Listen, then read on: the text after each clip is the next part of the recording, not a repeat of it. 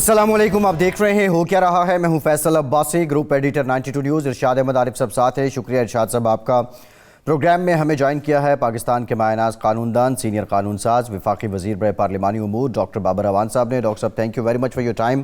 آپ سے گفتگو کرتے ہیں۔ حکومت کی جانب سے منی بجٹ جو ہے، جو فائنانس بل ہے، اس کو قومی اسمبلی میں پیش کیا گیا اور اس کے بعد جو ہوا وہ عوام کے سامنے ہے۔ اپوزیشن کی جانب سے یہ کہا جا رہا ہے کہ ہم اس کو منظور نہیں ہونے دیں گے۔ جو اس سے پہلے حکومت نے جتنے بھی بجٹ پیش کیے اس کو لے کر حکومت ہر بار یہ کہتی رہی، لیکن وہ بجٹ منظور ہوتے رہے۔ لیکن اب کی بار کیا کوئی سنگین چیلنجز ہیں؟ اپوزیشن کے پاس اتنی عددی اکثریت ہے کہ وہ اس کو نامنظور کر سکے یا اس کو پاس نہ ہونے دے؟ ایک مفصل اس پہ ہم گفتگو کریں گے۔ کچھ جو وزیر خزانہ ہیں شوکت ترین صاحب، انہوں نے بھی آج عذر پیش کیا ہے، مجبوری بتائی ہے کہ آئی ایم ایف کا رویہ بڑا سخت ہے اور بڑی مجبوری میں آئی ایم ایف کے پاس جانا پڑا ہے۔ اب وہ بھی پروگرام میں جاننے کی کوشش کریں گے کہ وہ کون سے معاملات ہیں، وہ کون سی مجبوریاں ہیں جو آئی ایم ایف نے جن کا فائدہ اٹھایا ہے۔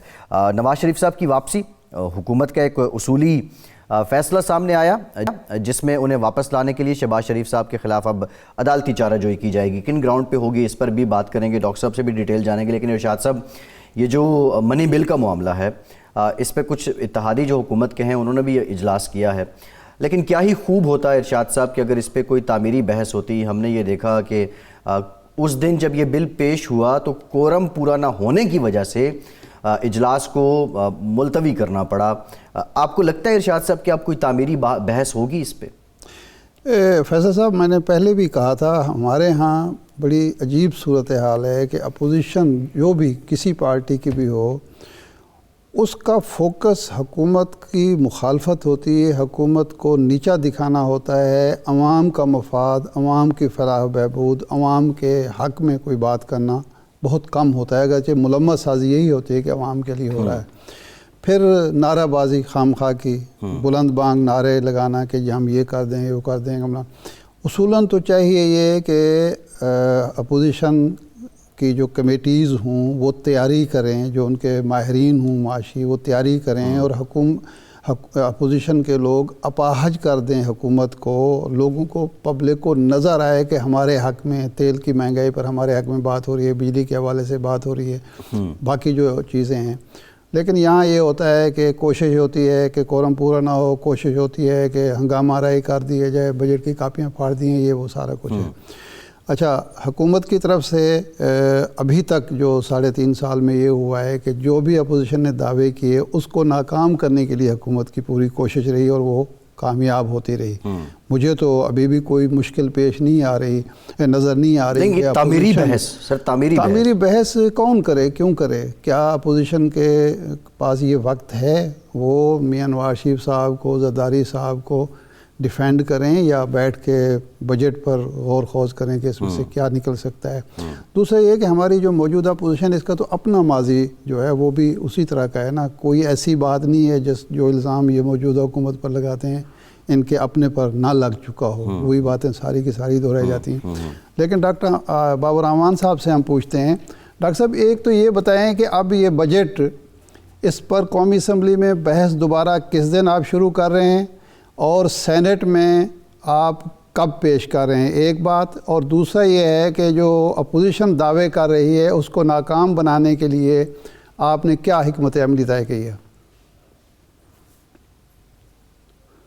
بسم اللہ الرحمن الرحیم۔ بہت شکریہ پیر ارشاد عارف صاحب اور فیصل عباسی صاحب اور 92 کے دیکھنے والوں کے لیے اور آپ سب کے لیے۔ میں پہلے 2 منٹ آپ سوال کے جواب سے پہلے میں 2 باتیں کرنا چاہتا ہوں۔ پہلا یہ ہے کہ ایک انتہائی کامیاب ایڈمنسٹریٹو سال کووڈ-19 کو ہینڈل کرنے کے اعتبار سے جس کی ساری دنیا تعریف کر رہی ہے، بورس جانسن جیسا آدمی تعریف کر رہا ہے، WHO تعریف کر رہا ہے، انٹرنیشنل ادارے تعریف کر رہے ہیں، وہ کامیابی سے ہم نے گزارا۔ اللہ رب العزت نے خیریت فرمائی بہت سارے ملکوں کے، ریجن کے بھی، ایشیا کے بھی، اور یورپ کے اور امریکہ کے ملکوں کے مقابلے میں۔ تو ہمیں چیرش کرنا چاہیے عمران خان کے اس فیصلے کو جس کے مطابق کوئی پاکستان میں کسی جگہ فوڈ شارٹیج کوئی نہیں ہوئی، فوڈ چین کسی جگہ نہیں۔ ہمیں چیرش کرنا چاہیے ان شہیدوں کو جن میں ڈاکٹر شامل ہیں، جس میں میڈیکل کور شامل ہے، جس میں نرسز شامل ہیں، جس میں اسپیشلسٹ شامل ہیں، بڑے بڑے سینئر لوگ وہ چلے گئے، ہماری جانیں بچاتے بچاتے اپنی جانیں آفرین کے سپرد کر دی۔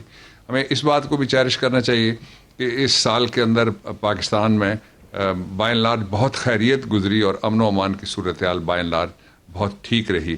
اس کے ساتھ ہی میں آپ کو بتانا چاہتا ہوں آپ کے سوال کی طرف آتے ہوئے کہ ہمیں جو ابھی فیصل بات کر رہے تھے، میں ایک اس میں اضافہ کرنا چاہوں گا. وہ یہ ہے کہ جس دن ہم نے بجٹ کا امینڈمنٹ ایکٹ جو ہے وہ پیش کیا قومی اسمبلی کے اندر، تو اس کے دو طریقے تھے. ایک طریقہ تو یہ تھا کہ ہم سمپلی لے کر دیتے تو کوئی ووٹنگ نہ ہوتی، لیکن میں نے جان کے جو ایجنڈا بنایا تھا اس میں نے آرڈیننسز اور دوسرے ایسی چیزیں ڈالی جن کے اوپر ووٹنگ ہو، تاکہ پتہ چل سکے کہ میجورٹی کس کے پاس ہے.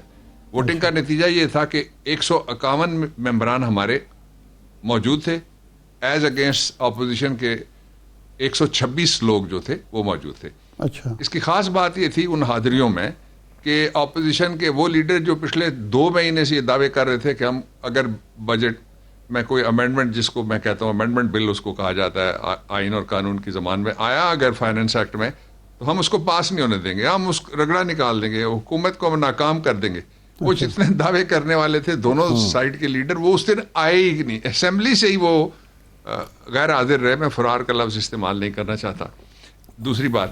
تیسری بات یہ ہے کہ اب ہم نے جو آپ نے سوال کیا، میں اس کے جواب میں آپ کو بتاتا ہوں کہ آج میں نے پرائم منسٹر سے ملاقات کی ہے اور صدر صاحب کا مجھے ٹیلی فون آیا تھا، اور ہم نے فیصلہ یہ کیا ہے کہ کل شام 4 بجے سینٹ آف پاکستان کا اجلاس منعقد ہوگا. پھر میں نے فائنانس منسٹر سے گفتگو کی اور ان کو ساری تفصیل بتائی، اور اس میں ہم جو آئینی تقاضا ہے، جو فائنانس ایکٹ امینڈمنٹ بل ہم نے قومی اسمبلی میں پیش کیا، اس کو کل شام 4 بجے سینٹ آف پاکستان میں فائنانس منسٹر جو وہ لے کریں گے. ایک دوسرا آپ نے پوچھا کہ قومی اسمبلی کا اجلاس کس طرح سے ہوگا اور کیسے ہوگا. قومی اسمبلی کا اجلاس 10 تاریخ کو ہم نے 10 جنوری کو انشاءاللہ عزیز کال کر رہے ہیں، اور اس سے پہلے جو مجھے امید ہے سینٹ میں جو پروپوزلز ہیں یہ فائنانس کمیٹی میں جائے گا اور پروپوزل پورا سینٹ دے سکتا ہے. میں ان 2 اعلانات کے بعد یہ آفر کرنا چاہتا ہوں اپوزیشن کو کہ وہ سینٹ میں چونکہ پروپوزلز آنی ہے، آئین میں لکھا ہوا ہے ودن 14 ڈیز، 2-4 دن کی چھوٹا چونکہ بل ہے تو اس لیے آ جائیں گی، اس میں امید کرتا ہوں میں. تو وہ جو پروپوزل ہیں ان میں اپنا ان پٹ دیں، جس طرح ابھی ارشاد صاحب کہہ رہے تھے کہ جی ان کے پاس وقت ہونا چاہیے، محنت کرنی چاہیے، وہ پروپوزلز دیں، ایسی پروپوزلز دیں جس میں حیران ہو جائیں کہ کتنا انہوں نے پڑھا لکھا ہے اور کتنا انہوں نے کام کیا ہے. اور پارلیمنٹ کا کام یہی ہے. دوسرا جو جب ہم لے کے آئیں گے اس کو، تو وہ اگر کوئی ان پٹ دینا چاہتے ہیں قومی اسمبلی میں، تو وہ راستہ بھی میں نے پرائم منسٹر صاحب سے بات کی، وہ کہتے ہیں ہماری طرف سے سارے راستے کھلے ہیں. لیکن جو اصل ایشو ہے اس کی طرف میں آپ کو لے کے جانا چاہتا ہوں. بیسیکلی لیجسلیشن 2 طرح سے ہوتی ہے. جو اپوزیشن میں بیٹھے ہوئے لوگ ہیں، آپ کو یاد ہوگا کہ میں جب اپوزیشن کا ممبر تھا سینٹ میں، تو اس وقت میں نے سپریم کورٹ آف پاکستان میں خواتین ججز کی اپوائنٹمنٹ کے لیے پرائیویٹ ممبر بل پیش کیا. بڑے بڑے امپورٹنٹ ہم نے بل پیش کیے. یہ کوئی پرائیویٹ ممبر بل بھی اگر پیش کرنا چاہتے کسی مرحلے پہ تو ہم اس کو دیکھنے کے لیے تیار تھے. لیکن وہاں 2 کام ہوتے ہیں. اس دفعہ تو حد ہی ہو گئی. آپ پچھلی جتنی بھی پارلیمنٹ کے اندر جو جنگیں، لڑائیاں، فزیکل کتابیں، گالیاں، اتہام اور دشنام اور الزام، اس کو سارے کو کراس کر کے وہ سیٹ پہ آئے. اور ایک خاتون ہماری تھیں، ان کی ایک فنگر فریکچر ہوا، اور جو ہمارے سینئر لوگ بیٹھے ہوئے تھے ان کے ساتھ جو پارلیمنٹ میں وہ جگہ جہاں نعرے لگائے جاتے ہیں اس کو کہتے ہیں ویل، کنواں، یعنی اس سے ہٹ کے وہ سیٹوں پہ آئے باقاعدہ، اور فائنانس منسٹر کے پاس آ کے. تو اگر آپ کے پاس ممبرز ہیں تو پھر تو آپ جیت سکتے ہیں. ہم سے کوئی مکہ مار کے تو نہیں جیت سکتا. یہ کشتی کا پروگرام نہیں ہو رہا ہوتا. میں یہ بھی کہنا چاہتا ہوں دکھے دل کے ساتھ کہ ایک دفعہ پارلیمنٹ کو بٹھانے پہ پیچھے 3,500 لوگ ہوتے ہیں جو کام کرنے والے ہوتے ہیں، اور 342 لوگ ہوتے ہیں، اور ان کے لیے بھی سارا انتظام کرنا پڑتا ہے. اتنی بجلیاں جلتی ہیں، اتنی گیسیں چلتی ہیں، اتنے ہیٹر چلتے ہیں، اتنی گرمی اور اتنی سردی، تو لاکھوں روپے لگتے ہیں. لیکن اس کا نتیجہ اگر یہ نکالنا ہے تو یہ بڑا افسوسناک ہے. ڈاکٹر صاحب، یہ جو نشستوں پہ آنے والی بات ہے اور ساری اپوزیشن آ گئی اور آپ کہہ رہے ہیں کہ انہوں نے ہلڑ بازی کی، درست ہے. یہ نشست پہ آنے کے ایک چل رہی ہے بات میڈیا میں کہ جاوید لطیف صاحب آئے اور آپ کی موجودگی میں سابق وزیر داخلہ اور موجودہ وزیر نارکوٹکس اعجاز شاہ صاحب نے ان سے کہا کہ میں اس ملک سے اتنا مایوس ہو چکا ہوں کہ میں نے بچوں سے کہا ہے کہ جائیداد بیچ کے بیرون ملک چلے جائیں. تو یہ آپ کی موجودگی میں ایسی بات ہوئی ہے؟ میری موجودگی میں ایسی بات کبھی نہیں ہوئی. اور دوسرا یہ ہے کہ جو اعجاز شاہ صاحب ہیں جی وہ بڑے سیزنڈ پہلے آفسر تھے آرمی میں, بریگیڈیئر رہے, ڈی جی رہے آئی بی کے, اور پاکستان نے اور اس سرزمین نے ان کو بڑا نوازا ہے. وہ بڑے خوش ہیں, وہ قومی اسمبلی میں بھی ہیں اور کیبنٹ میں بھی ہیں. میرے سامنے کبھی ایسی کوئی بات نہیں. ڈاکٹر صاحب یہ بجٹ تو آپ میری اسیسمنٹ یہی ہے کہ آپ منظور کرا ہی لیں گے. میاں نواز شریف صاحب کی واپسی کی باتیں شروع ہوئی ہیں اور کہا گیا کہ کوئی ڈیل ہو رہی ہے اور کوئی 2 یا 3 ممالک اس میں شامل ہو رہے ہیں ڈیل میں اور گارنٹی دے رہے ہیں. وہ جب یہ خبریں آئیں تو آپ کی حکومت کی طرف سے اعلان ہوا کہ شہباز شریف صاحب چونکہ گارنٹر ہیں ان کے کیس کے, تو ان کے خلاف حکومت جائے گی لاہور ہائی کورٹ میں. تو ایک تو جب وہ گئے تھے میاں نواز شریف صاحب ظاہر حکومت کی کانسینٹ اور اجازت کے بغیر نہیں گئے تھے. دوسرا, آپ گارنٹر کے خلاف کیا قانونی کارروائی ہو سکتی ہے؟ قانون کا تقاضا کیا ہے؟ ایک ماہر قانون کے طور پر آپ کیا سمجھتے ہیں کہ حکومت اگر پلی لے تو کیا سزا دلوا سکتی ہے؟ دیکھیے 2 باتیں ہیں اور 2 ملزمان ہیں جن کے خلاف کارروائی ہو سکتی ہے. ایک نواز شریف صاحب وہ بالکل صحت مند ہیں اور وہاں انہوں نے علاج بھی کوئی نہیں کروایا, جھوٹ بول کے گئے تھے بیسکلی. دوسرا یہ ہے کہ ایک اور ملزمہ کو بھی اسی کیس میں ضمانت ہوئی کہ میں نے باپ کی تعمیر وہ کیا مزاج پرسی کرنی ہے اور تیمارداری میں نے کرنی ہے, عیادت اور تیمارداری میں نے کرنی ہے, اور میرے علاوہ ان کی بیماری کو کوئی نہیں سمجھتا. اور اس وقت آپ کے شو میں غالباً میں نے کہا تھا کہ ان کی ایک بہن لندن میں بیٹھی ہوئی ہیں, وہ تیمارداری اچھی کر سکتی ہیں. اس گراؤنڈ کے اوپر مریم صاحبہ کو بیل ہوئی ہے, ان کی کینسلیشن لگی ہوئی ہے, سب جوڈس میٹر ہے. یہ بڑی سٹرانگ گراؤنڈ ہے, اس سے آگے میں نہیں جاؤں گا, میں اتنا ہی صرف کہوں گا کہ بڑی سٹرانگ گراؤنڈ ہے کہ وہ کہتی تھی کہ مجھے ضمانت اس لیے دے دیں اور دی گئی کہ وہ والد کی تیمارداری کر سکیں اور ان کا خیال کر سکیں. والد صاحب بیٹھے جہاز پہ, وہ پھر کر کے اڑ گئے, تو باقی جو تھے وہ یہیں پہ پاکستان میں چھوڑ گئے سب کو. تو ایک کینسلیشن ہے یہ اسلام آباد میں. جو لاہور کی بات ہے وہ یہ ہے کہ وہاں پہ میں نے کیبنٹ کا ایک چھوٹا گروپ تھا جس میں 5-6 لوگ موجود تھے, اور پنجاب کے بھی 2 لیڈر تھے, ان میں سے ایک کولیشن کے تھے اور ایک ہمارے تھے. میں نے وہاں پہ بڑی یہ بحث کی تھی. میں نے کہا جی جتنا ان کے خلاف ججمنٹ آیا ہے اتنی آپ ان سے مانگیں گارنٹی. اور ہماری طرف سے یہ بات پھر جا کے اٹھائی لا آفیسرز نے, لیکن عدالت نے کہا 50 روپے والا اسٹامپ پیپر کافی ہے. اب تو جو گارنٹی انہوں نے لکھ کے دی ہوئی ہے وہ تو 50 روپے کی ہے. اگر وہ گارنٹی کی طرف آپ جائیں تو اس کا ایک پہلو ہے یہ. دوسرا اس کا پہلو یہ ہے کہ گارنٹور جو ہے اس نے کیا کہا تھا, اس نے کہا تھا کہ میں واپس لاؤں گا اور جو ہی ٹھیک ہوں گے میں واپس. وہ کبھی بیمار ہی نہیں ہو, وہ جھوٹ نکلا. اور اگر جھوٹ کو جس کو پرجری کہتے ہیں کورٹ میں, اور اس میں CRPC code of criminal procedure کے اندر بھی اور تعزیرات پاکستان میں بھی دفعات موجود ہیں جن کے تحت کارروائی ہو سکتی ہے. اور یہ جو کارروائی ہوتی ہے کہ اگر کوئی جھوٹا ایفیڈیوٹ پیش کیا جائے یا کوئی جھوٹا ڈاکیومنٹ پیش کیا جائے تو اس کے ذریعے سے جو کورٹ بیٹھی ہوئی ہے یعنی لاہور ہائی کورٹ, وہ اپنا ریلیف اگر چاہے تو واپس لے سکتی ہے جو ریلیف دیا گیا تھا. ایک دوسرا یہ کر سکتے ہیں کہ اگر پرجری کا مقدمہ جائے تو اس کے لیے قانون یہ ہے اور سپریم کورٹ آف پاکستان کی ججمنٹس ہیں کہ وہ جس کورٹ کے سامنے پرجری کی گئی ہے وہ کورٹ نہیں بیٹھے گی, پھر وہ کسی اپنے سے نیچے والی کورٹ کو ریفر کرے گی وہ میٹر. اس کا ٹرائل سیشن پھر کر سکتا ہے. ٹھیک ہے, یہ 3 کارروائیاں ہیں جو ہو سکتی ہیں.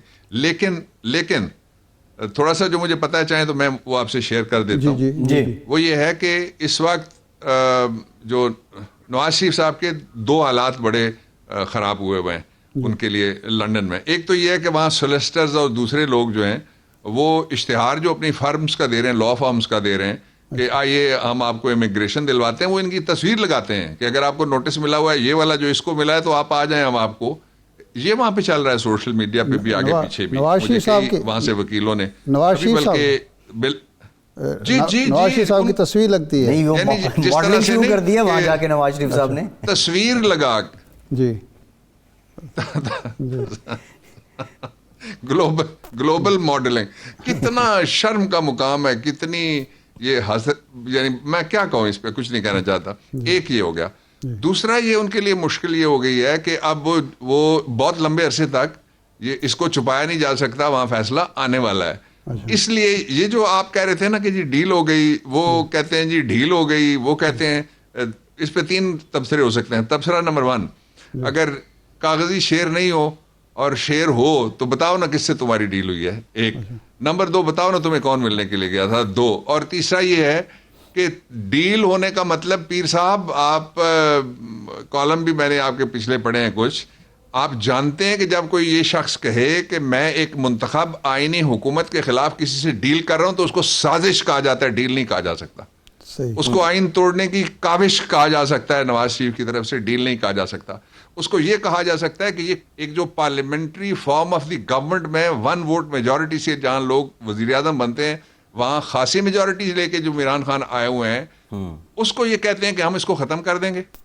اور اس پہ تبصرہ پھر یہ کرتے ہیں کہ یہ سارا ہم کر رہے ہیں جمہوریت کی خدمت کے لیے. وہ جمہوریت کا مطلب اگر کوئی ان کے اکاؤنٹس ہیں یا ان کے فالودے والے ہیں یا ان کے کوئی چینی والے ہیں یا ان کے ٹی والے ہیں, وہ تو ہو سکتے ہیں. پھر آئین تو اس کی نفی کرتا ہے اور ایسا کچھ نہیں ہونے جا رہا. ٹھیک ہے ڈاکٹر صاحب, ایک بریک لیتے ہیں. بریک کے بعد ذرا بھی جانیں گے کہ حکومت اس بات کو کیسے اسٹیبلش کرے گی یا کر سکتی ہے کہ نواز شریف صاحب جب گئے تو تب بیمار نہیں تھے اور وہ اب بھی بیمار نہیں ہیں, جو نوعیت شاید عدالت کو بتائے گی. بریک کے بعد آ کے بات کرتے ہیں, ہمارے ساتھ رہیے.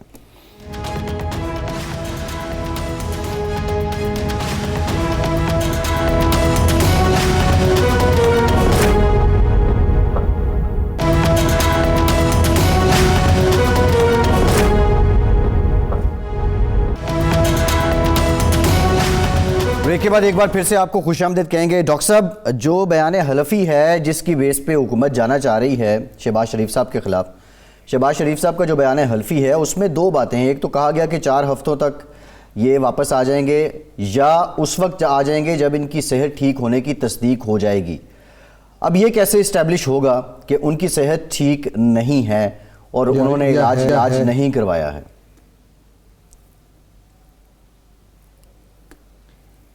دیکھیے, اب مجھے اگر کوئی کہے کہ سورج نکلتا ہے تو روشنی ہوتی ہے, وہ میں نہیں کہنا چاہتا بارش ہوتا ہے تو پانی ہوتا ہے. تو روشنی پھر سورج, میں اپنی اگر آنکھ پہ یا کوئی شخص اپنی آنکھ پہ انگلی رکھ لے گا تو سورج کی روشنی تو نہیں جائے گی. یہ روزے روشن کی طرح یہاں ہے کہ وہ کسی اسپتال میں نہیں داخل ہوئے, کسی جگہ پہ جا کے انہوں نے علاج نہیں کرایا. لندن کے اندر جو مشہور اور ممتاز ترین اسپتال ہیں وہ 3-4 ہیں, ساری دنیا جب جاتی ہے. پولیٹیکلی ایکسپوزڈ پیپل, پیپس جن کو کہتے ہیں, وہ جا کے وہیں لیٹتے ہیں اور اجلاس اپنے کرتے ہیں, اپنے جو علاج ہیں اور جو ان کے باقی کرتے ہیں جو بیماری ہے اس کی بہتری کے لیے. بیمار اگر ہوتے تو وہ کسی اسپتال میں ہوتے, وہ تھے ہی نہیں, کسی اسپتال میں گئے ہی نہیں. یہ تو سب پبلکلی نون پروون فیکٹ 1.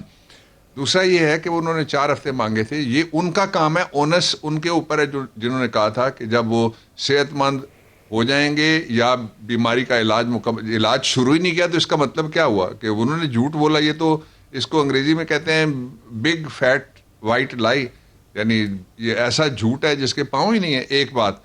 دوسرا یہ ہے کہ ان کے کچھ لوگ یہ کہتے پھر رہے ہیں, اسمبلی کے اندر کہا گیا تھا 2020 میں کہ وہ واپس آ رہے ہیں, پھر یہ کہا جا رہا تھا کہ وہ اگلے مہینے آ رہے ہیں, پھر ابھی کسی نے کہا ہے کہ وہ اسی مہینے اگلے کو 15 دن میں آ جائیں گے. تو وہ اپنے ملک میں آئے نا جی, ان کو کسی نے روکا ہوا ہے. بلکہ ہمارے پنڈیوال شیخ صاحب نے ان کو کہا ہے کہ آئیں, میں ٹکٹ اپنی طرف سے, حالانکہ شیخ صاحب سے ٹکٹ لینا بھی بڑی ان کے لیے اعزاز ہونا چاہیے کہ شیخ صاحب اپنی طرف سے ٹکٹ دے رہے ہیں. وہ ٹکٹ اس پہ بھی راضی نہیں ہوتے. اور جو اصل ایشو ہے وہ یہ نہیں ہے. آپ کو بھی پتہ ہے فیصل, مجھے بھی پتہ ہے, ارشاد عارف صاحب کو بھی پتہ ہے کہ وہ واپس نہیں آئیں گے جس طرح سے وہ واپس پہلے کبھی نہیں آئے. یہ تو میں حیران ہوتا ہوں ان لوگوں پہ جو بیٹھ کے ان کو ڈیفینڈ کر رہے ہوتے ہیں اور ان کے کیسز کو ڈیفینڈ کر رہے ہوتے ہیں. وہ کورٹ میں نہیں جاتے اپنے آپ کو ڈیفینڈ کرنے کے لیے, اور یہ جو ڈیلے ہو رہا ہے اس پہ قوم بڑی ناراض ہے, ہم سے بھی لوگ ناراض. ڈاکٹر صاحب فواد چوہی صاحب تو کہتے ہیں کہ ہم انہیں واپس لے کے آئیں گے. لوگ حیران بھی ہوتے ہیں. ڈاکٹر صاحب فواد چوہی صاحب کہتے ہیں کہ ہم ان کو لائیں گے. گورنمنٹ ہی ظاہر ہے ان کو. جی نہیں, پچھلے دنوں یہ بات چل رہی تھی کہ جی حوالگی کا معاہدہ ہو رہا ہے اور برٹش گورنمنٹ سے ہم ریکویسٹ کریں گے, تو وہ چونکہ آپ ماہر قانون بھی ہیں, قانونی ٹیم کا حصہ بھی ہیں, تو وہ حوالگی کا معاہدہ کب تک ہو جائے گا, اور دوسرا اس کے ذریعے نواز شریف کو واپس لایا جا سکتا ہے؟ جی ہاں, ایسی چیز ایک آئی تھی میٹنگ میں, I was part of the meeting, جی, اور وہ میرے خیال میں ایڈوانس سٹیج پہ ہے, ایک. جی, دوسرا یہ کہ جب انفارمیشن منسٹر یہ کہتے ہیں کہ ہم ان کو لائیں گے, تو گورنمنٹ نے ان کو لانے کے لیے ٹریولنگ ڈاکیومنٹ یا پاسپورٹ, دونوں صورتوں میں ٹریولنگ ڈاکیومنٹ بھی آ سکتے ہیں, کوئی اور بنا کے دے دیں, اجازت نامہ, ون ٹائم پاسپورٹ ان کا بحال کیا جا سکتا ہے. لیکن یہ باتیں ڈسکس کرنے سے زیادہ ضروری یہ ہے کہ اس بات کو دیکھا جائے کہ جو شخص یہ کہتا ہے میں 3 دفعہ, کس ڈٹائی سے وہ جھوٹ بول کے باہر چلے گئے. وہ اس وقت بھی جھوٹ بول رہے تھے جب پرنس مکرن ان کے کاغذات کھڑے ہو کے اور پوری قوم کے سامنے, نہیں دنیا کے سامنے لہرا کے بتا رہے تھے کہ یہ وہ 10 سال کا معاہدہ. وہ کہتے ہیں معاہدہ ہی کوئی نہیں ہے, وہ معاہدہ آپ نیٹ پہ نکال کے آپ ذرا کسی شو میں چلا دیجیے گا. یہ اس وقت بھی جھوٹ بول رہے تھے جب یہ واپس آنے کی تیاریوں میں تھے. اور لوگوں کو, میں آپ کو ایک بڑی تاریخی بات ارشاد صاحب, میں لاہور میں 35 سال پہلے بھی آپ کے جو سرائکی تنظیم والے ہوتے تھے اجلاس, ان میں نے کئی دفعہ ایک سے زیادہ دفعہ شرکت کی ہے. میں آپ کو 2 نام میں آپ کو بتاتا ہوں, دونوں دنیا میں نہیں رہے. ایک تھے بٹالوی صاحب اور ایک تھے خواجہ صاحب. میں نے آدھا نام لیا, آپ جانتے ہیں. ٹھیک ہے. وہ نواز شریف صاحب قید تھے مشرف کے زمانے میں, یہ اٹک میں ان کے اوپر کیسز چل رہے تھے. اٹک میں یہ شیخ صاحب ان کا کیس بھی چل رہا تھا, آصف زرداری کا بھی کیس چل رہا تھا, اور سینیٹر اعظم خان ہوتی, یہ جو غزن کے اور دوسرے جو سی ایم رہے ان کے والد ہیں. میں وکیل تھا وہاں, تقریباً کوئی 6-7 مقدمے تھے جن میں سے میجورٹی میں وکیل تھا, ایک آدھ دن کا مقدمہ چھوڑ کے. تو ایک دن وہ آئے, وہاں بیٹھے ہوئے تھے تو بڑے پریشان تھے. ایک وکیل صاحب تھے, میں نے اب وہ دنیا میں نہیں رہے تو اس لیے میں نام نہیں لے رہا. میں دیتا ہوں نا جی, اعجاز بٹالوی صاحب اور خواجہ سلطان صاحب. تو ایک اخبار کے جن کے آپ بھی بڑے محب رہے ہیں, میں بھی بڑا محب رہا ہوں, اس اخبار کے جو مالک تھے انہوں نے بھیجا کہ یہ خبریں چل رہی ہیں, تو ان سے پوچھ کے آئیں کہ کیا ہوا ہے, آپ جا رہے ہیں, ہم نے خبریں سنی ہیں. تو وہ جب ملنے کے لیے ان کو گئے تو وہ جو شاہی حمام تھا اس کو انہوں نے, ان کا کمرہ بنایا ہوا تھا, بہت بڑا, اکبر اعظم نے قلعہ بنایا تھا ان کا شاہی حمام, تو دریا اٹک کے کنارے اور دریا کابل دونوں کے سنگم کے اوپر. تو وہ کہتے ہیں کہ جی ہم گئے تو پہلے تو ہم دیکھ کے حیران رہ گئے کہ دکان جتنے وہاں کولڈ ڈرنکس پڑے ہوئے ہیں. انہوں نے پوچھا جی یہ پینا ہے, یہ پینا ہے. ہم نے کہا نہیں پینا, ہمیں بتائیں ذرا کہ آپ جا رہے ہیں یا نہیں جا رہے. تو انہوں نے توے والی مچھلی ایک نکالی, انہوں نے کہا جی اٹک کی مچھلی ہے بڑی مشہور توا تلی, یہ آپ کھائیں گے؟ انہوں نے کہا جی ہم نے نہیں کھانی مچھلی, صبح کا ٹائم ہے, تو آپ ہمیں بتائیں کہ جائیں گے نہیں. وہ کہتے ہیں جی ہم نے اپنی طرف سے جو مغز ماری ہو سکتی تھی کہ اس کے ایگزیکٹلی, یہ انہوں نے مجھے صرف نہیں بتایا, وہاں 3-4 اور وکیل تھے, اس میں پنجاب کے بھی 1-2 وکیل تھے, اور اس میں 3-4 وکیل تھے. ایک ہدایت اللہ خان چمکنی تھے, وہ سپیکر رہے تھے, وہ مجھے اسسٹ کرتے تھے اس کیس میں. بیگم نسیم علی خان صاحب اللہ ان کی مغفرت کرے, ان کے بھائی تھے اعظم ہوتی, ان کی طرف سے وہ بھی آتے تھے. I was the lead council in that case. تو اس لیے یہ تو جس دلیری کے ساتھ یہ سبحان اللہ الحمدللہ کہہ کے غلط بیانیاں کرتے ہیں, یہ انہی کی شان ہے, کوئی دوسرا شخص اتنی ہمت نہیں کر سکتا. نہیں تو ڈاکٹر صاحب اب بھی ویسا ہی کچھ پک رہا ہے, یہ بے وجہ شور ہے. یہ اس لیے بھی ڈاکٹر صاحب یہ بات پھیلی کہ وزیر اعظم صاحب نے یہ کہا کہ ان کو ان کی نااہلی ختم کرانے کی کوشش ہو رہی ہے اور واپس لانے کی کوشش ہو رہی ہے. لیکن یہ ختم کرانے کی نااہلی کوشش کون کر رہا ہے, واپس لانے کی کوشش کوئی کر رہا ہے, تو وزیر اعظم کو یہ بات کہنی چاہیے. دیکھیں جو آپ کہہ رہے ہیں, میں ذرا تھوڑی سیدھی بات کرتا ہوں, لوگ نہیں کرتے. مجھے یہ بتائیے پہلے ان کو کس نے رہا کروایا تھا؟ ایک بادشاہ کا جہاز آیا تھا نا. جی بالکل آیا تھا نا پہلی دفعہ, آپ کو یاد ہے. جی. دوسری دفعہ ان کی کس نے جہاز بیچا تھا؟ وہ ایک اور امیر بالکل مملکت ہیں، امیر مملکت جن کا جہاز آیا تھا جس میں وہ گئے۔ پاکستان سے تو کسی نے نہیں ان کو جہاز دیا تھا کہ جی اس میں آپ بیٹھیں اور آپ باہر چلے جائیں۔ تو یہ تو ان کو خود، یہ جہاں ان کے یہ بزنس کرتے رہتے ہیں، جہاں یہ ان کے انٹرسٹ ہوتے ہیں، یہ لابیاں کرتے رہتے ہیں۔ دیکھیے اصل بات یہ ہے، ایک ایک جملہ کہوں آپ کی اجازت سے؟ جی فرمائیں۔ میں صرف یہ ایک جملہ کہنا چاہتا ہوں جی کہ پاکستان میں ان کو صرف نقائص نظر آتے ہیں۔ پاکستان کی بیوروکریسی میں انہوں نے جڑیں پیدا کی، اس کے باوجود نقائص نظر آتے ہیں۔ جن اسمبلیوں میں بیٹھے ان پہ ان کو اعتبار نہیں ہے، جو پاکستان کی سرحدوں کی حفاظت کرتے ہیں ان کے اوپر یہ نقائص نکالتے رہتے ہیں۔ انہوں نے تو نظریہ پاکستان میں نقائص نکالے، انہوں نے تو واگا بارڈر کو لکیر کہہ کے اس کے اندر نقائص نکالے، انہوں نے پاکستان کی خود مختاری کو، اور اپنے بلکہ یہاں تک چلے گئے کہ یہ پوجا بھی کرتے ہیں ان کی، جن کی کو ساتھ والے پوجا کرتے ہیں بارڈر کے دوسری طرف۔ تو یہ سارا کچھ تو ادھر ہے۔ مجھے یہ بتائیں کہ کبھی ان کو لندن کے موسم میں کوئی آپ نے سنا کہ وہ بتائیں کہ آج کل بڑی سردی ہے یہاں پہ، کوئی نقص انہوں نے کوئی نکالا ہو؟ نہیں ڈاکٹر صاحب، وہ صرف پاکستان کو چراگاہ سمجھتے ہیں۔ میں کمپیریزن ایک لائن میں کرتا ہوں فیصل جی، سوری، ایک لائن میں، ایک طرف وہ آدمی ہے جس کا اقتدار 3 سال کا ہے، دوسری طرف وہ لوگ ہیں جو 71 سال سے یہ ان کے باپ دادا ان کے سرپرست اقتدار میں رہے ہیں۔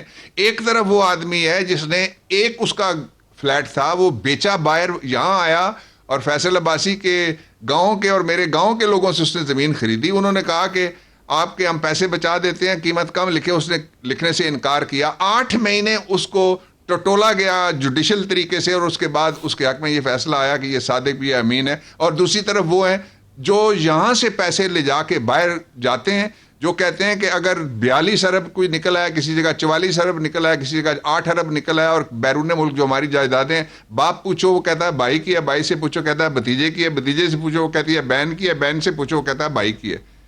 تو یہ ان کے اوپر کون ہے جو قربان ہونے کے لیے تیار ہے؟ مجھے نہیں پتا۔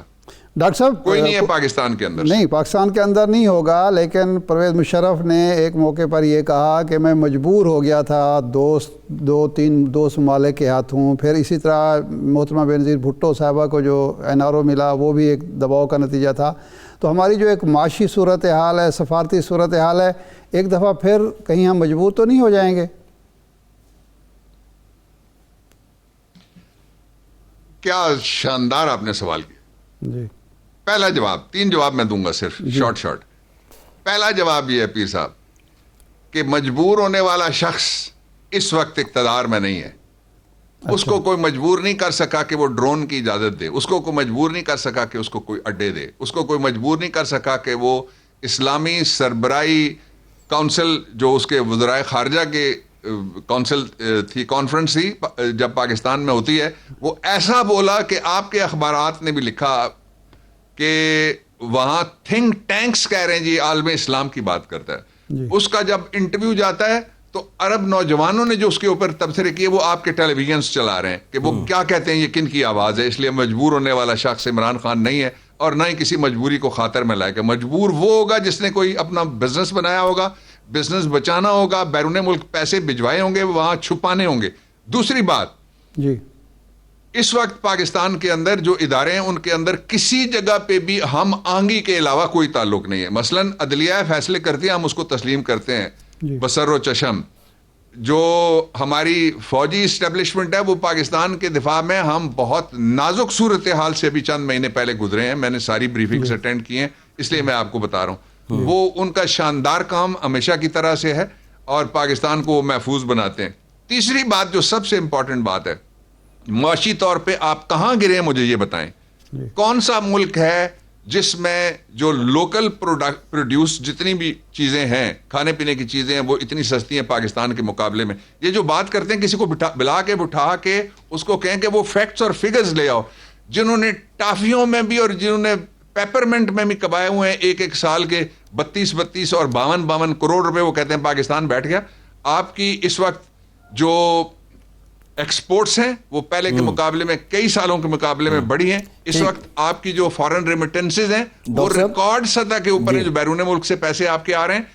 میں آپ کو بتانا چاہتا ایک بس آخری بات میں کہتا ہوں کہ پاکستان کا اصل مسئلہ یہ ہے کہ ان کے لیے ہوئے قرضوں کا ہر 3 مہینے کے بعد اور 4 مہینے کے بعد جو ہم قرضے کی قسط دیتے ہیں وہ کتنی ہوتی ہے پوچھیں جی کسی ان سے پوچھیں, مجھ سے نہ آپ پوچھیں آپ. اچھا پھر میں آخری بات کا آخری حصہ, ترکی جیسے ملک میں جہاں لیرا ابھی سٹیبلائز ہوا اللہ کی مہربانی سے, ہمیں بڑی خوشی ہے اس بات کی. پچھلے مہینے کا جو تھا ان کا انفلیشن کا ریٹ 21% رپورٹڈلی اور 30% کو وہ ٹچ کر گیا ہے دسمبر میں. 19% سے 21% چلا گیا ہے سری لنکا کے اندر, اور پاکستان میں دسمبر کے مہینے میں نومبر کے مقابلے میں پرائسز سٹیبلائز بھی ہوئی ہیں اور کم ہوئی ہیں. ڈاکٹر صاحب یہ نا ایک بندہ ہمارا بیٹھا ہوتا ہے, 6 بندے دوسرے بیٹھ کے 3 منٹ بولنے کے لیے ملتے ہیں لوگوں کو, اور وہاں وہ خاص اینکرز حضرات ہیں, خاص ایجنڈے ہیں, کچھ ملک سے باہر بھاگے ہوئے ہیں, کچھ نوکری سے باہر ہیں, لوگوں کے غم ہیں, دکھ ہیں, تکلیفیں ہیں, میری ہمدردیاں ان کے ساتھ ہیں لیکن قوم ان کے ساتھ نہیں. ڈاکٹر صاحب یہ ہم آہنگی اداروں کے درمیان ہم آہنگی کی بات ہے, یہ الیکشن کمیشن کے ساتھ بھی حکومت کی ہم آہنگی ہے. ڈاکٹر صاحب اس کا بھی جواب دے دیں اور یہ بھی ایڈ کر لیں ذرا. آپ نے کہا کہ عالم اسلام میں خان صاحب کی بات کو سنا جاتا ہے اور دنیا یہ سمجھتی ہے کہ عالم اسلام کے لیڈر ہیں. بریفلی بتا دیں کوئی برادر اسلامی ملک نواز شریف صاحب کے لیے خان صاحب سے کوئی درخواست کر رہا ہو؟ اچھا 2 چیزیں. پہلے جو انہوں نے پوچھا, میں نے تاریخ بتا دی آپ کے سامنے ہے. اب یہ ہے کہ وہ یہ کہتے ہیں 7 سمندر پار ان کی امیدیں کسی جگہ لگی ہوئی ہیں, جو لندن کے دوست ہمارے بتاتے ہیں, وہ 7 سمندر پار بیٹا ان کا چلا گیا, کوئی کہتے ہیں کوئی پراپرٹی باہر لے گئے, کوئی کہتے ہیں اپنے پیسے باہر لے گئے. یہ بھی بڑی ایک عجیب سی صورتحال ہے, اور اس پہ اظہار کیا باقاعدہ اقوام متحدہ جیسے فورم کے اوپر آپ کے پرائم منسٹر نے کھڑے ہو کے, کبھی کسی کو ہمت نہیں ہوئی, اور بعد میں بھی کیا مختلف فورمز کے اوپر. انہوں نے کہا کہ غریب ملک ان پہ رحم کیا جائے, اور جو ان کے پیسے چوری کرنے والے ہیں ان کو سیف ہیونز ویسٹرن ممالک کو نہیں دینے چاہیے. ان کے اپنے قوانین ہیں جو یہ کہتے ہیں کہ ان کو سیف ہیونز نہیں ملنے چاہیے. ایک بات. اب دوسرا ارشاد صاحب آپ نے کیا پوچھا تھا؟ الیکشن کمیشن والی بات ہے ڈاکٹر صاحب, ایک بریک کے بعد ذرا اس پہ ڈیٹیل بات کرتے ہیں. ڈاکٹر صاحب الیکشن کمیشن کے ساتھ ہم آہنگی کی بات آپ نے کی, شور کرتے کیا اس وقت حکومت اور الیکشن کمیشن میں بھی ہم آہنگی؟ ایک بریک لیتے ہیں اور بریک کے بعد آتے ہیں تو یہیں سے گفتگو کریں گے. ہمارے ساتھ رہیے.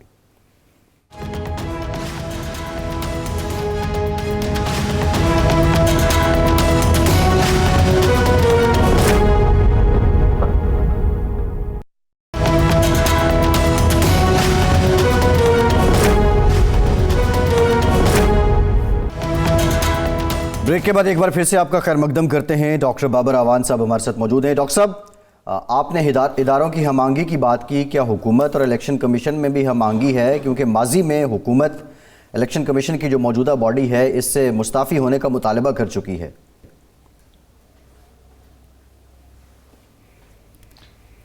دیکھیں فیصل اور پیر صاحب نے بھی یہی سوال کیا تھا.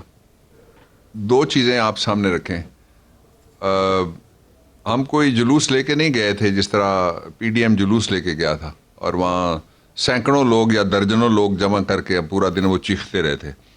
پوائنٹ آف ویو کا مثال کے طور پہ جب ایک ویڈیو پوسٹ ہو گئی ان کے سوشل میڈیا سائٹ کے اوپر تو اس سے یہ ساری بات شروع ہوئی تھی. پوائنٹ آف ویو جو جتنے بھی قومی ادارے ہیں وہ سارے اپنا اپنا پوائنٹ آف ویو کسی ایشو کے اوپر رکھ سکتے ہیں, اس میں کوئی حرج نہیں ہے. نہ گورنمنٹ کو اعتراض ہے نہ کسی دوسرے کو اعتراض ہو سکتا ہے کہ گورنمنٹ کا یہ پوائنٹ آف ویو کیوں ہے. جو ای وی ایم کی طرف آپ نے اشارہ, اور الیکٹرانک ووٹنگ انشاءاللہ العزیز اگلے الیکشن الیکٹرانک ووٹنگ مشین کے ذریعے سے ہوں گے, اور میں بیرون ملک مقیم پاکستانیوں کو جو بیٹھے ہوئے ہیں ان کو میں یہ شور کرانا چاہتا ہوں پرائم منسٹر عمران خان کی طرف سے, اپنی وزارت کی طرف سے, کہ انشاءاللہ العزیز وہ بھی اگلے جو الیکشن ہوں گے اس میں ووٹ بھی ڈالیں گے اور حصہ بھی لیں گے. اس وقت کچھ چیزیں لیک ہوتی رہیں, اور کچھ چیزوں کے بارے میں یہ ہمیں بتایا گیا, انہوں نے انکار کیا کہ ہماری نہیں ہے, ہم نے نہیں لیک کی, اور کچھ چیزیں بنا کے ان کے نام پہ, اس طرح کی بھی صورتحال موجود تھی. میں چونکہ ساری کمیٹیز میں ساری جگہ ہوتا ہوں, اور یہ لا میں نے ڈرافٹ کیا تھا, میری منسٹری نے ہی اس کو سٹیئر کیا, اس لیے مجھے معلوم ہے.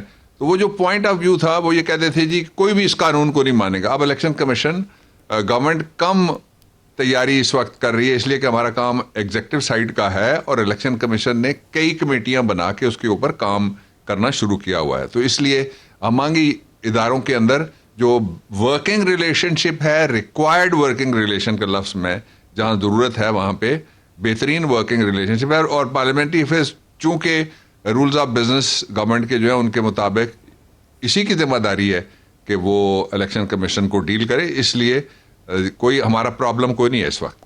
ڈاکٹر صاحب, ایک ماہر قانون کے طور پر کہا جا رہا ہے کہ سپریم کورٹ بار ایسوسیشن جائے گی سپریم کورٹ میں میاں نواز شریف صاحب کی نااہلی تاحیات نااہلی ختم کرانے کے لیے. کیا کوئی لارجر بینچ سپریم کورٹ کے اس فیصلے کو اور تاحیات نااہلی کو ختم یا کم کر سکتی ہے 62 63 کی تشریح کرتے ہوئے؟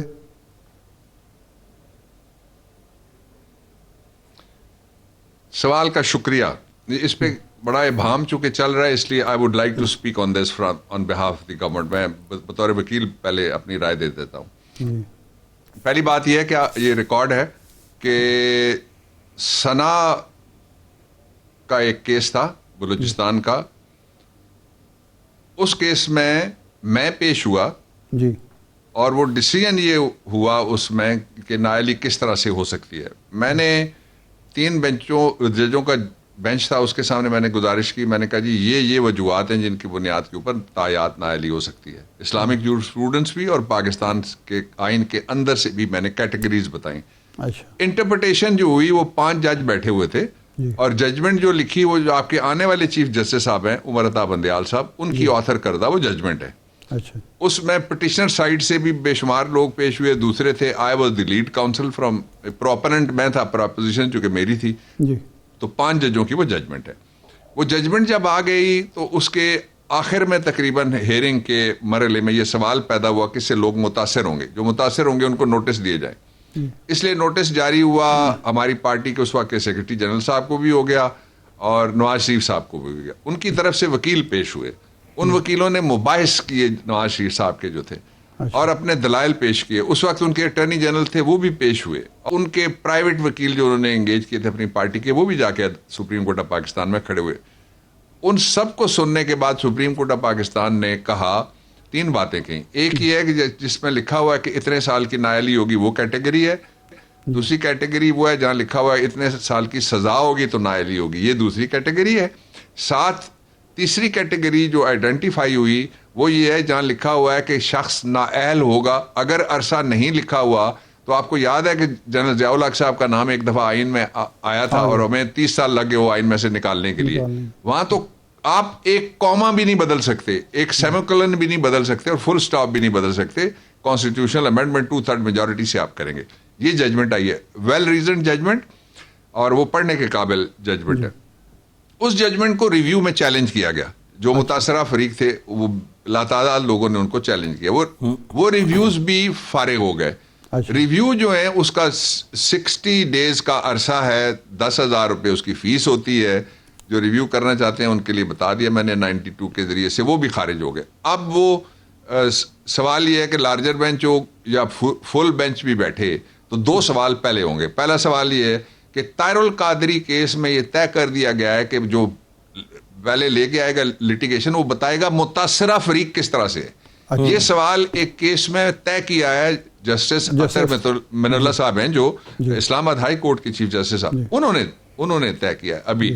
اور پھر یہ سوال انہوں نے ریز بھی کیا, ایک شخص لے کے آیا تھا جج آڈیو لیک کے کیس کے حوالے سے کوئی پٹیشن لے کے آیا تھا, غالباً وکیل صاحب تھے کوئی. تو انہوں نے کہا کہ آپ بتائیں کہ آپ کس طرح سے متاثرہ فریق ہیں. ایک اگر کوئی الیکٹڈ باڈی ہے, جو ہمارے دوست ہیں ہم نے ان کو سپورٹ کیا ہے جو اس وقت بیٹھے ہوئے ہیں, لیکن پہلا سوال تو یہ ہوگا کہ طاہر القادری کیس کو بھی اوور رول کرنا ہے. جب وہ آئے تو ان کو کہا گیا تھا کہ آپ بتائیے آپ کس طرح سے متاثرہ فریق ہیں, یا وہ آرٹیکل یہی تھا 184(3) جس کے اندر وہ گئے تھے.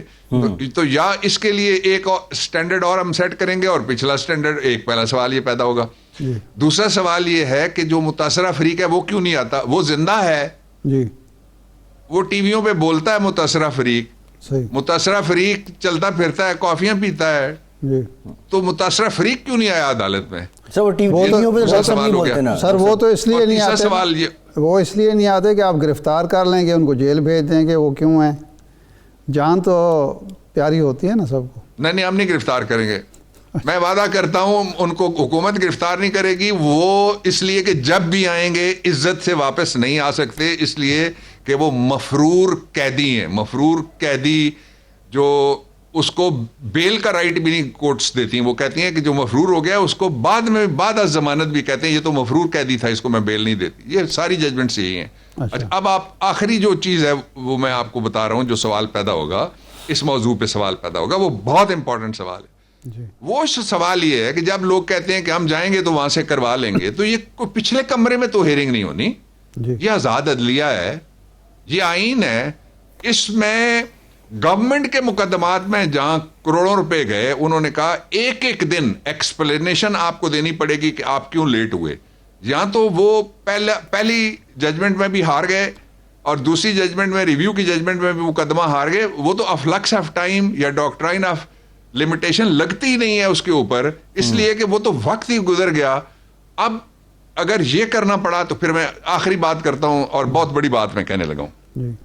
مجھے کہا گیا, میں نے لا منسٹری ریزائن کی تھی شہید بھٹو کے کیس میں, میں نے کہا تھا یہ عدالتی قتل ہے, جسٹس نسیم حسن شاہ صاحب نے مانا ہوا ہے, فیکٹس بتاتے ہیں. میں نے ان کے سامنے 5 جو پھانسی کے آرڈر کیے ہوئے تھے, جو چیف جسٹس تھا سیشن جج کی بجائے اس نے خود کیے ہوئے تھے لاہور ہائی کورٹ کے, اور میں نے وہ سارے جب حالات نکال کے رکھے تو پوری قوم کے سامنے انہوں نے کہا کہ ہاں یہ غلط فیصلہ ہے, لیکن چونکہ ٹائم گزر گیا اس لیے ہم اس فیصلے کو تبدیل نہیں کر سکتے. اس میں ریویو بھی خارج ہو چکا ہے, اس آن ریکارڈ ہے سپریم کورٹ آف پاکستان. تو پھر اس کیس کے ساتھ مجھے نہیں پتا پیپلز پارٹی کو درخواست دے گی, مجھے نہیں پتا وہ جائیں گے وہاں پیش ہونے کے لیے یا نہیں جائیں گے. تو بہترین موقع تو پھر یہی ہوگا نا, وہ ریفرنس جو میں نے فائل کیا تھا وہ ابھی تک پینڈنگ ہے.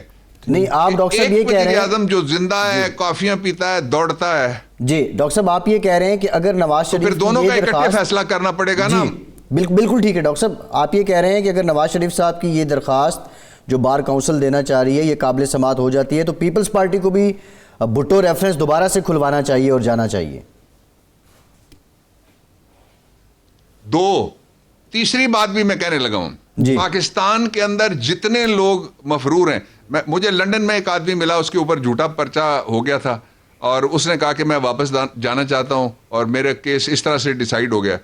اور جتنے وہ لوگ جن کے انتقالات, جن کی جائیدادیں, جن کی نوکریاں گئیں اور ٹائم گزر چکا ہے, ریویو کے بعد اگر 184(3) کے اندر یہ جا سکتے ہیں اور ان کو ریلیف مل سکتا ہے, تو پاکستان میں تاریخ کا سب سے بڑا پنڈورا باکسز کا ابا کھلے گا. اچھا, آپ کا خیال ہے کہ یہ چونکہ وقت کی پابندی یا وقت گزر جانے کی وجہ سے بھی قابل سماعت نہیں ہے, یعنی آپ کا آخری پوائنٹ یہی ہے. اچھا یہ فرمائیں جی میرا آخری پوائنٹ سر میں عرض کرتا ہوں, میرا آخری پوائنٹ یہ نہیں ہے, یہ سپریم کورٹ آف پاکستان کی ججمنٹس ہیں. حفیظ پیرزادہ صاحب نے ایک کیس میں, اسی طرح کے کیس میں بھی اسی عدالت میں پیش ہوا, سپریم کورٹ کا بینچ نمبر 1 تھا. ایک کیس میں انہوں نے, اللہ ان کو بخشے, انہوں نے اتنا زور لگایا, اتنے دلائل دیے, انہوں نے کہا جی ایک دن آپ کو ایکسپلین کرنا پڑے گا. ڈاکٹر صاحب آپ یہ بتا دیجئے کہ ہیومینیٹیرین گراؤنڈز پہ بھی کوئی گنجائش نہیں نکلتی ہے آپ کی نظر میں بطور قانون دان, بتائیے نواز شریف صاحب. اور دوسرا یہ ہے کہ یہ کل جو ملاقات نواز شریف صاحب سے سابق سفیر سعودی عرب کے پاکستان میں آواز اسیری کی ہوئی ہے, اور وہ اس وقت مشیر ہیں حکومت پاکستان کے, یہ کڑسی کال ہوگی یا یہ بھی اسی سلسلے کی ایک کڑی ہے ڈاکٹر صاحب؟ میں آپ سیدھی بات میں آپ کو بتا دیتا ہوں نا, باقی چھوڑیے, میں آپ کو سیدھی بات بتاتا ہوں. جی, ہیومنٹیرین گراؤنڈز پاکستان میں آئین کا آرٹیکل قرارداد مقاصد 2A, پاکستان میں آئین کا article 3 everybody is equal before law, Pakistan کا آئین کا آرٹیکل 4 کہ سارے لوگوں کے ساتھ یکساں سلوک کیا جائے. وہ یہ بھی کہتا ہے کہ پاکستان میں اگر کوئی شخص رہ رہا ہے تو اس کو بھی ایکویلٹی ملے گی. Article 9 protection to life to all, article 25 similarly placed persons can not be treated differently, سارے لوگوں سے یکساں سلوک کرنا پڑے گا.